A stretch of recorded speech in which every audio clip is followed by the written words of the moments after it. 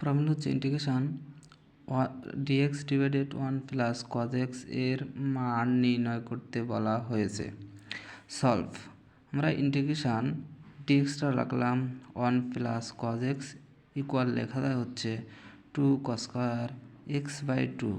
আমি দেখো সূত্রটা ডান পাশে লিখে দিয়েছি 1 plus cos x is equal to 2 cos square x by 2।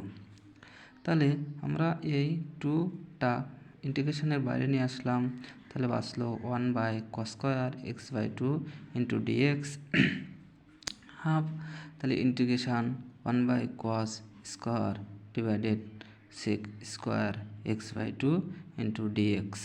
তাহলে আমরা এখন সূত্র জানি হচ্ছে সেক স্কয়ার এক্সের ইন্টিগ্রেশনটা হচ্ছে ট্যান এক্স এবং সেক এক্সের সহগ হচ্ছে হাফ। এই ট্যান এক্স ডিভাইডেড এই এক্সের সহগটা হচ্ছে হাফ প্লাস কনস্ট্যান্ট।